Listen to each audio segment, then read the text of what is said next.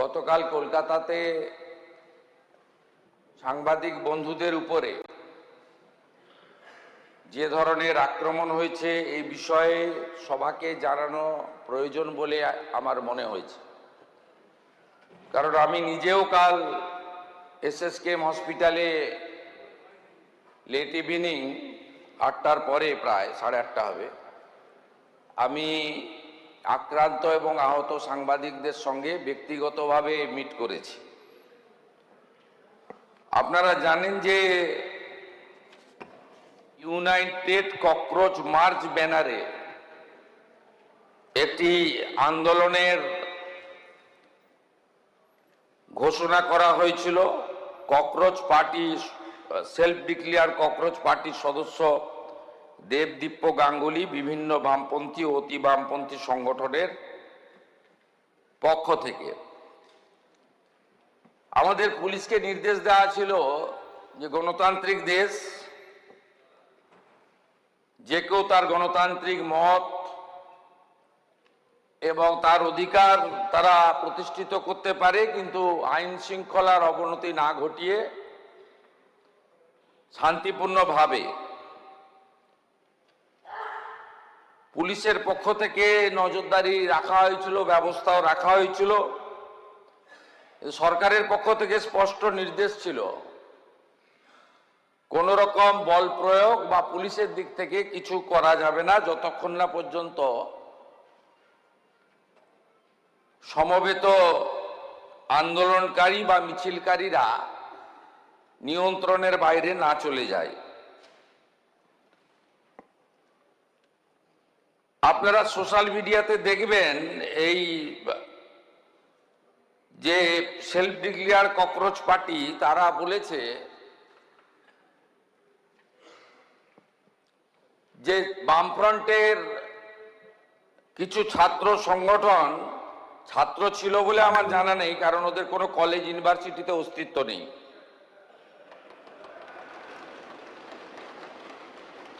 তারা এই কর্মসূচিতে ঢুকে পড়ে। এরা হলো এসএফআই, ডিওয়াইএসএ, এআইডিএসও, এআইএসএ, এআইএসএফ, এআইএসবি, পিএসইউ আর ইত্যাদি ইত্যাদি। এই মিছিল শান্তিপূর্ণভাবে এগোচ্ছিল।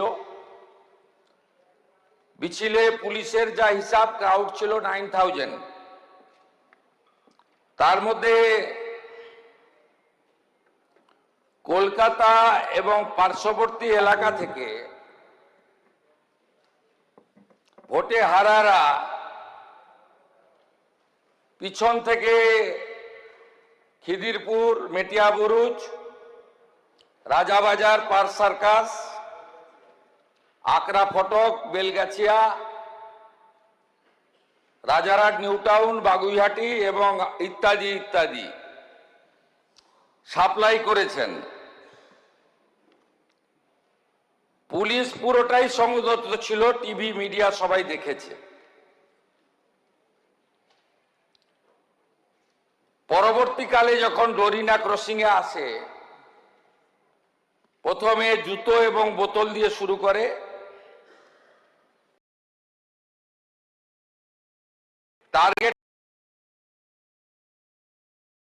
টার্গেট করে সাংবাদিকদের। কারণ অনেক চেষ্টা করার পরেও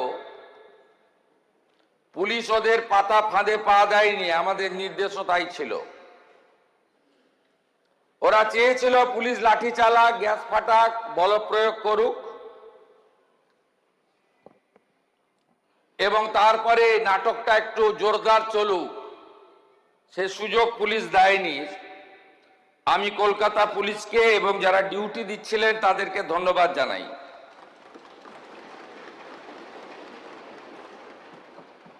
অল্প বিস্তর আহত হয়ে মেডিকেল নেননি, চলে গেছেন এমন সাংবাদিক অনেক বন্ধু থাকতে পারেন।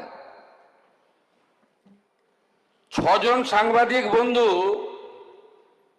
যারা গুরুতর জখম হয়েছেন, রক্তপাত হয়েছে, তারা সরকারি হসপিটালে চিকিৎসা নিয়েছেন। দীপঙ্কর দাশগুপ্ত, মাখন পাত্র, সুমন মহাপাত্র, রিক পুরকায়স্থ, শিলাদিত্য কর, কৃষ্ণেন্দু মজুমদার। ইতিমধ্যে সাংবাদিক বন্ধুদের কাছ থেকে আমরা লিখিত অভিযোগ পেয়েছি। মোট 6টি মামলা রুজু করা হয়েছে এবং এই মামলাগুলিতে এই বিধানসভা থেকে পাস হওয়া গুন্ডা দমন আইন যুক্ত করা হয়েছে।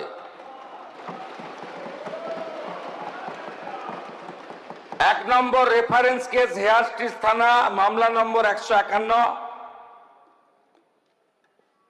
অভিযোগকারী Rahi Haldar. Reference 2 Hare Street থানা, মামলা নম্বর 152। এইভাবে মোট সুনির্দিষ্টভাবে 6টি মামলা দেওয়া হয়েছে। মোট 6 না 7টি মামলা, এন্টালি থানাতেও একটি মামলা হয়েছে। এই মামলাগুলোতে গুন্ডা দমন আইনকে যুক্ত করা হয়েছে এবং প্রায় 70 জনকে চিহ্নিত করা হয়েছে, যাদের একজনও ছাত্র নয়, যারা একজনও সেলফ ডিক্লেয়ার ককরোচ পার্টির মেম্বার নয়, যারা একজনও নিট সংক্রান্ত আন্দোলনকারীদের অংশ নয়। 4 জন কুখ্যাত লোকের নাম আমি এখানে বলছি, যাদেরকে আমরা ছাড়বো না।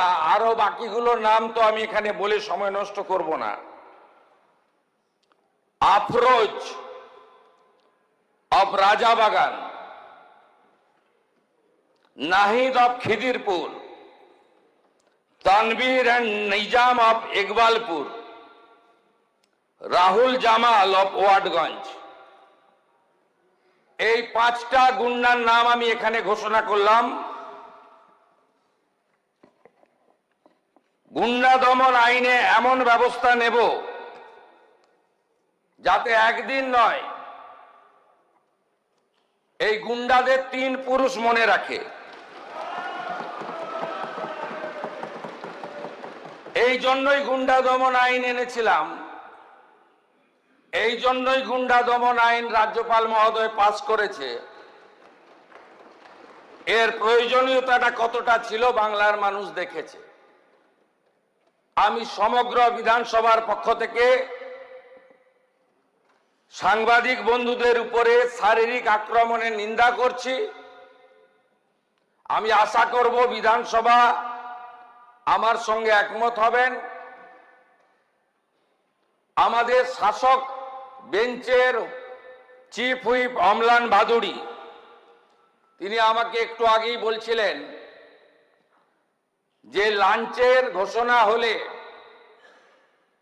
ভারতীয় জনতা পার্টির বিধায়করা বুকে কালো ব্যাজ লাগিয়ে সংবিধান প্রণেতা আম্বেদকরজির মূর্তির নিচে সাংবাদিকদের উপর আক্রমণের নিন্দা করে একটি কর্মসূচি নিয়েছেন এবং সংবিধানের 4র্থ স্তম্ভ মিডিয়ার কর্মীদের প্রতি সলিডারিটি জানানোর জন্য একটি ছোট্ট প্রয়াস নিয়েছেন। আমি তাকেও স্বাগত এবং ধন্যবাদ জানাচ্ছি। মহোদয়, আপনার অনুমতি নিয়ে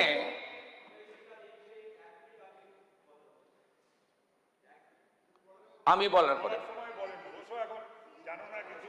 আপনাকে বলতে হবে এসএফআই এই আক্রমণের সঙ্গে যুক্ত নন। আপনার নেত্রীরাই তো বলেছে কাঁদানে টিয়ার গ্যাস নিয়ে পুলিশ দাঁড়িয়ে আছে, সবাই একটা করে জলের বোতল নিয়ে আসবেন। আমাদের কাছে তো সোশ্যাল মিডিয়া আছে। আপনারা তো কর্মসূচির আগেই বলেছেন জলের বোতল আনতে। সেই জলের বোতলগুলো হাজারে হাজারে কিভাবে ছুঁড়ছিলেন লোক দেখেছে।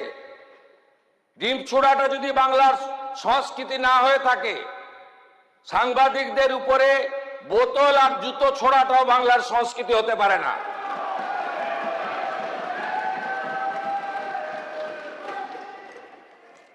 মহোদয়,